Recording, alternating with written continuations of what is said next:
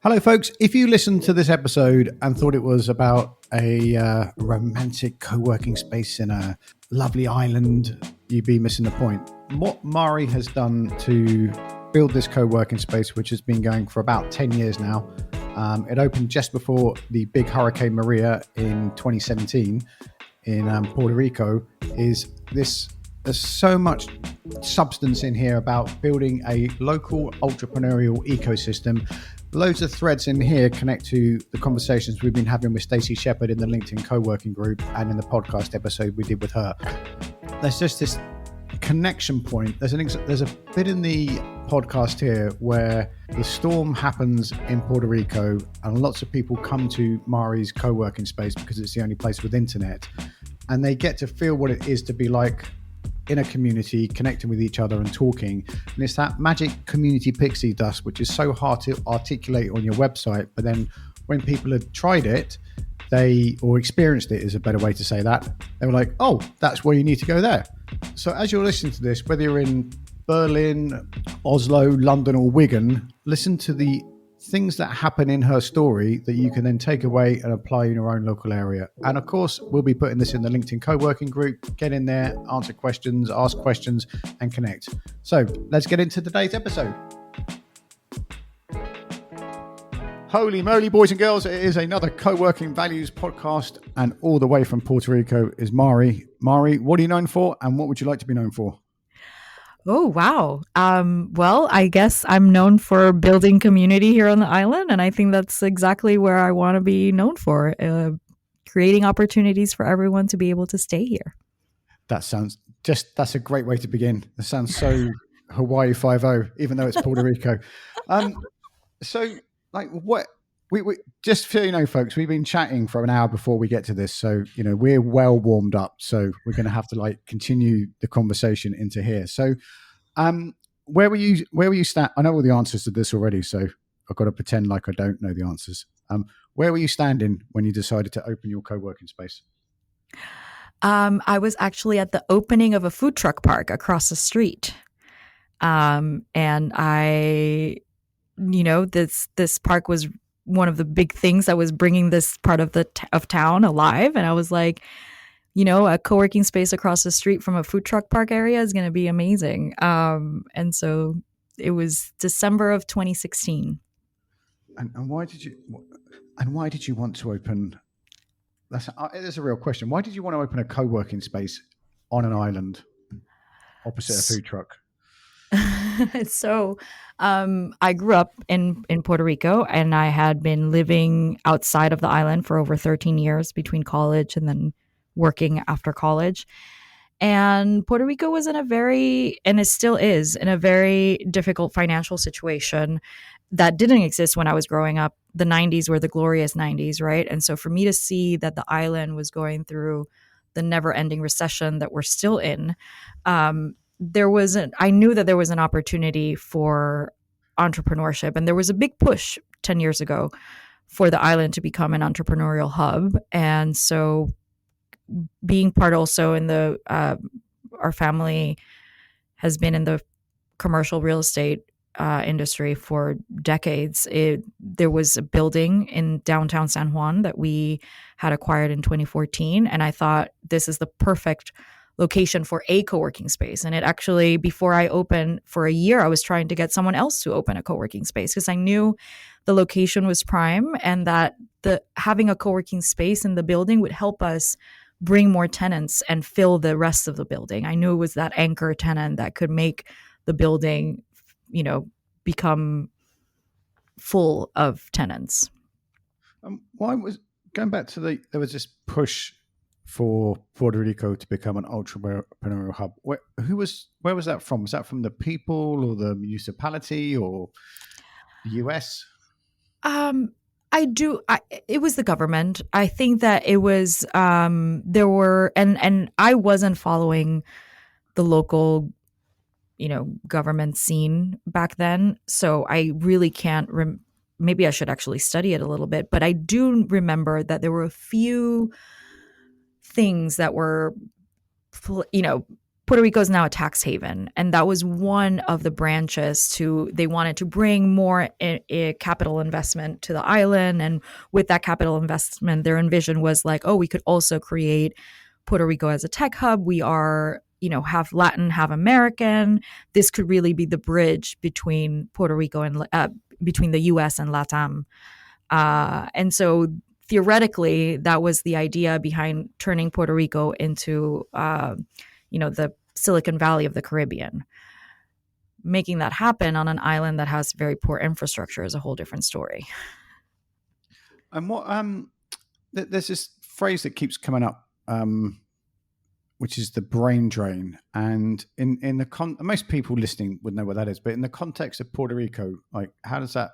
What's the cycle of the brain drain? And well, as Puerto Ricans, we are American citizens. And so for us to get on a plane and move to anywhere on the East Coast, it's, all you need is $300 for that plane ticket, and you can start working the next day in the US, because we're American citizens like any other. There's no visa requirement. There's no status that we need to change in order to be employable in the US. So whether it's people that are being displaced because they can't find, opportunities here and have to leave, or it starts very much early in college. The University of Puerto Rico is an amazing university, but companies in the U.S. already know that, and so they come and recruit and sort of take some of the best talent away. Because I'm going to put a link in the show notes to the YouTube of this, but I just happened to watch it anyway, and then you came up, so then I watched it again. Is like I'm a Bourdain fanboy. If I could go on a plane trip with David Bowie and Anthony Bourdain, I would be happy than ever. Oh my God, I would love to join that trip. It would. Oh yeah. There's don't get me started. But I was just because I watched it and it was like another Parts Unknown, and then I watched it again through the lens that we're talking here today. So it got even more meaning. And there's a few conversations in there, which is 10 years ago. It was when was the Hurricane Maria? Was 2017, wasn't it? Yeah. And he filmed that 3 weeks before the hurricane, and then it opens up with I'm going to say like a tribute to the hurricane, like a shout, a call for help. And in that, there's a group of people talking about, we came back to try and get it all going again. And I felt, this is where the question's coming, I promise you. I felt like there's a group of people who come back to try and get it going, and there's another group of people that are like, I can't, just for whatever reason, I can't do this. I just got to go. Is it like that, or is that me misreading? No, that's exactly like that. I moved back in 2015, so 2 years before the hurricane, and I felt like I was a salmon, flying against, swimming against the current, because most people were leaving to find better opportunities. I had left and I had amazing opportunities, and I saw that already as like, even though I always dreamed of living outside of Puerto Rico for the rest of my life, because it's part of my be a citizen of the world. I knew I had already sort of accomplished that. And I was like, okay, I had this privilege of living abroad long enough. I think it's up to my generation to do something about it. And there was a calling. I saw other friends do it. A few people that I knew in New York that were also leaving their dream jobs to come to the island and start something. It felt also very patriotic in a way. It sounds, kind of silly to say it that way, but it felt like, okay, we don't do it, who will? And that tax incentives program was also started. And one of the things that I started to worry was, wait, if we don't do it, other people are going to move in and they're going to dictate what the future of the island is. And they're not necessarily coming with the best intentions. Maybe they are, but they're not like locals. And so I was like, locals should be leading a lot more efforts on the island. And so that's why I wanted to move back. And co-working originally was not in the plans. I wanted to do something in the tech industry, but I very quickly realized that by not having co-working spaces, it's a chicken or the egg. You can't have an entrepreneurial ecosystem without a hub for it. So that's where. how's that happening? Because I have this, I sit here at my desk in Vigo and I go, wouldn't it be great if everyone had a co-working space? And it's like the civic infrastructure and connection point. It sounds like great, and there's definitely places doing that. But then I don't own a building, and I don't have to deal with hurricanes, and I don't have a generator, and like everything that comes with, and I live in Spain, which is a pretty solid country, and I come from UK, which is, has its issues, but it's economically sound. But when I go to where my wife's from, Argentina, and get out wouldn't it be great if everyone had a co-working space? It's a significantly different challenge, which I imagine is the same kind of uphill battle you have. Right. So I would say that facilities is the least fun part about co-working. There's something breaking every day. Right, we live in a very high-tech world, and high-tech is never perfect. So I feel like managing the physical aspect of the co-working space is definitely one of the most challenging things about it, but then you overcome it by having that community aspect of it, which is what drives my fuel. If I were to run co-working, my co-working space like a traditional business center where it's just butts and seats, and we don't really care who is in the space as long as there's someone in the space, I wouldn't be doing this. It's not the business that I want to be leading.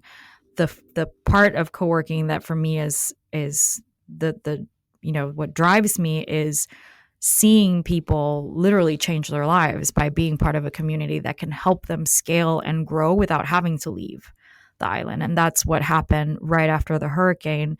And again, I didn't know that this was part of the co-working world. I thought co-working was real estate when I came into it. And when I saw the community aspect happen, I thought it was just a coincidence.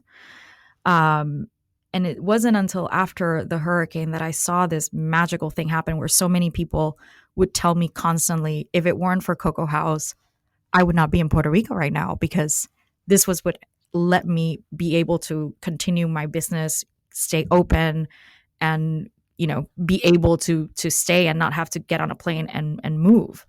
So when I heard that, I was like, okay, there's something about co-working that's not really a traditional, rental of desks and private offices. So that's when I got into learning about the industry, and I found my people, like I said, because the moment I found, Juicy and some of the other co-working communities, like Women Who Co-work, and I clearly noticed, oh, this is intentional. This is what co-working is about. It's community first, and it's driving a community, and the real estate is second. And, that really became, I was like, oh, this is the industry that I want. Like, forget about that, food tech idea that I had, which I still think is an amazing idea and someone should do it, but it won't be me, because co-working is now what I want to do for the rest of my life, I think. I'm going to cry. Well, so me too. There's this, the way you're talking there, there's this like community building is also like economic development strategy. I'm going to say for the island. Absolutely. Sorry, that to me is. I'm so glad you came in so enthusiastic, because I thought I was just keep talking before I take over. Go for it.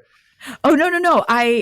For me, I think it should be every economic development's office. Their goal should be for there to be a co-working space in every town.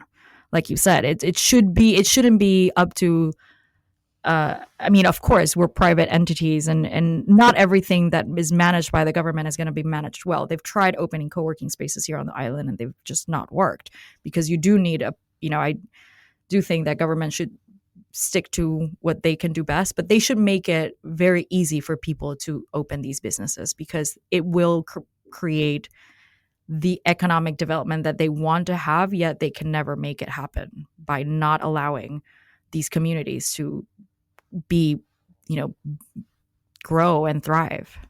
There's a chat going on in the LinkedIn co-working group, which was started by Stacey, and it was.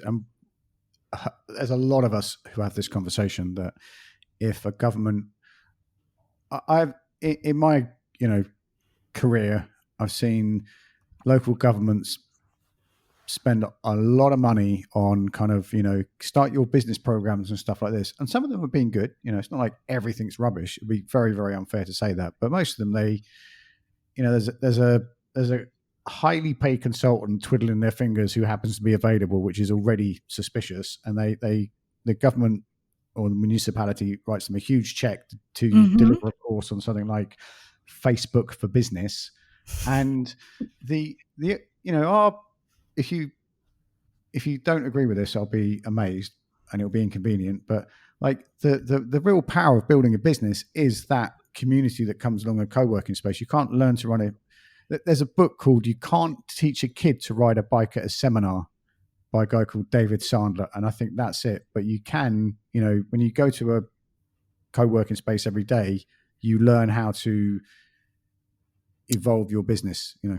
Absolutely. We're not islands, and entrepreneurs are, no matter how great your idea is, the idea is not the business. So at some point you're going to get stuck. At some point you're not going to learn how to move forward, and the community that's there has, right? It's people that are doing something completely different, or they could be also in your same industry, but they've gone through probably those hurdles and have figured it out. And so by being part of a community that, or where you're also finding the vendors that you need, right? It's like by having a community where you have all the different individuals that can help you either find clients or go through hurdles when you're stuck on something, or you're trying to get a proposal ready and there's something that is preventing you from, or maybe you're having writer's block or whatever it is, and a simple conversation over coffee, and it could be a conversation of something completely different, and then all of a sudden you get that aha moment of like, oh wait, this can be applied to the problem I have right now, and you just sit down and fix it. And you can never do that by working alone. So the is it like a few million people? I'm going to say, how many millions of people live on Puerto Rico?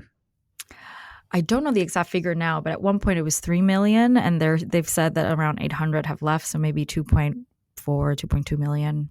So how do people discover? Because like in London, explaining to people what a co-working space is still a bit of a hard work, and that's the most. How do people find out about your place? Oh, it's still very hard to teach what co-working is, but the blessing in disguise was, again, the hurricane and the fact that we're in a building that has backup generators and a water cistern and all that. That is one of the main things that people find valuable of being in a co-working space. It's like, oh, if I lose power, I can go there and keep working. So for us, it's the infrastructure that has actually played a huge role. And explaining co-working after the hurricane was 100 times easier because of that. Sometimes we lead with that because we know that people are not necessarily searching for community. They don't think that that is valuable. So they don't come for the community. They come for the amenities and the infrastructure, but they stay because of the community. That's our retention plan, because without a community, after a few months, they're like, oh, I'm not going to the space that much, whatever, and they could cancel. But it's like, wait, once they're in it, they see the value of it, and they're like, oh, I never want to leave. That is the I call it. I was talking to my friend Tilly about this morning. Like it's selling the invisible. And go on, you were about to say something there. Oh no! Sorry, I'm agreeing. Yeah.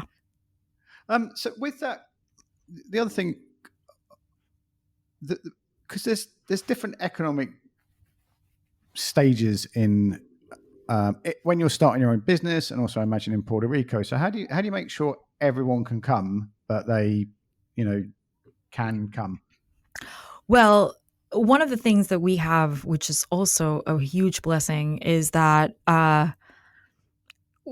the municipality of San Juan has created a way that if you're part of a co-working space, you can get your business permits a lot quicker because you fall under the umbrella of our business permit. So virtual office for us has been huge in that way. And so what we say is, hey, the moment you really think you're going to start this company, do at least virtual office first, because you'll get your business address. You're not using your home address to register the company, which is all public information.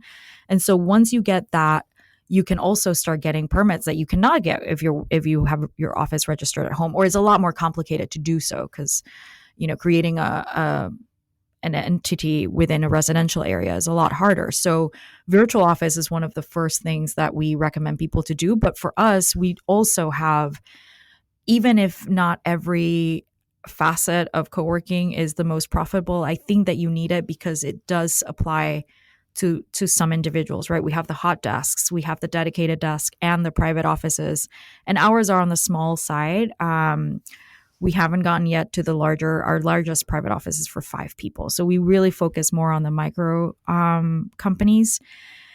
And we've seen people start through all the stages to the point where then they end up leaving the co-working space because they rent a bigger office in the building. So it is that ecosystem that brings it full circle back to, not only is the co-working space attractive because, I want to have an office near this co-working space because the vibes are cool. It's like, when I outgrow the co-working space, I can stay in the same building and just get an office, a bigger office in there. I can feel loads of people getting jealous at your workflow there. Is it that easy? What is I was going to ask, with those virtual office things, and I want you to say yes, but only say yes if it's true. I feel there's, people will come and get their virtual office, and there's this community of people that just starts like that, because often people sell virtual offices as an address and no one ever does anything. But then there's places I know where they make, you can come and get your address here, but we'd like you to take part in the community too. Does that happen in your place? Oh, yes, because we have 3. We made one the simplest one because we knew that, again, starting a business, sometimes you really just need the basics. So that's called our basic plan. But the moment you have the second tier all the way through, you get dedicated, you get space in the open space, you get day passes, you get meeting room credits.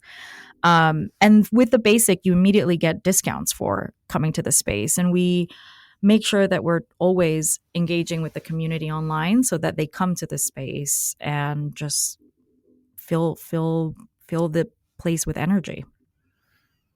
Is there anything, because I have loads of notes here, is there anything I haven't asked you about that you're dying to tell me, and you must have one or more thing there? I do think that I guess the main thing that you mentioned, and we already kind of said it, is how public policy really should embrace co-working. And like you said, the government sometimes spends millions on strategies that if you got to spend just a third of that helping a private entity open a co-working space in your location, will bring in way more return on that investment by actually creating the community that will help entrepreneurs thrive. Because yes, the programs, like you said, some work, but that's not the biggest hurdle. That's what gets you started. But scaling a business and making it profitable past year 3, 5, that can only be done by, peer-to-peer help, or just being part of a community that's going to help you thrive. And also the resiliency of a co-working space. When you invest millions on having a 200-person company come to your town, you build a factory or you build the infrastructure to have 200 employees. The moment that company can't work anymore or finds another location to move, you lost 200 jobs. That will never happen in co-working. No matter if an entire industry can get sometimes wiped out, co-working space is about hundreds of different industries. You also have those 200 jobs, they're just individual jobs. And the resiliency of that is, I think that's the beauty of co-working and why it should definitely be part of any economic development policy. I couldn't have fed you that line even any better. There's a thing. I'm going to put a link to 10K Independence, which is a a project in Philadelphia, which is exactly that situation described. There was a company, Amazon. I don't know if they ever did it in the end, but they were going to come to Philadelphia and create 10,000 jobs. And Alex Hillman and Indy Hall and a lot of his friends said, that's like one company and 10,000 jobs. If there were 10,000 independents, what would that create? Which is exactly what you just said. Just before we disappear, where are you recording from today?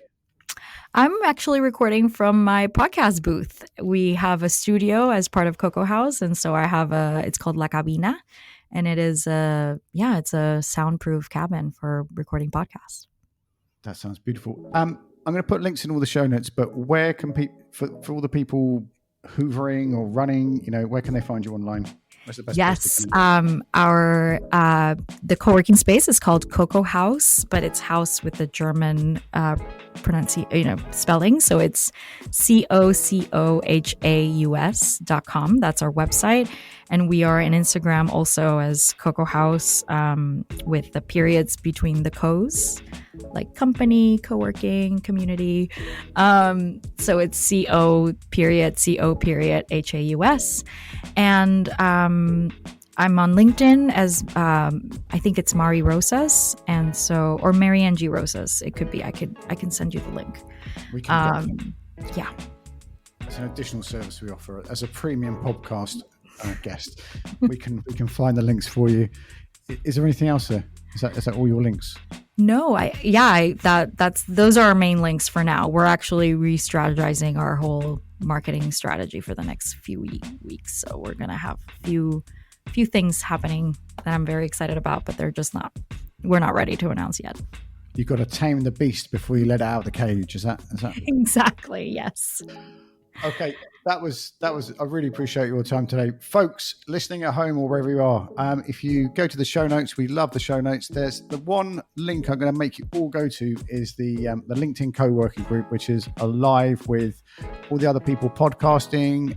Suzanne, Mark Navarro, Fanny, the Sir Caleb Parker, and we started discussions around the podcast episodes because, like I said, Mari and I have been talking for an hour before we came on. There's always more that doesn't make it in the episode, and there's a post there with Stacey, which is a little video, which is exactly what Mari spoke about at the end of this episode about local connection and government and everything like that. There's probably about 19 comments on that post as I'm recording today. There's a whole conversation that exploded. So dive in there, and wherever you are in the world, be careful out there. It is a jungle.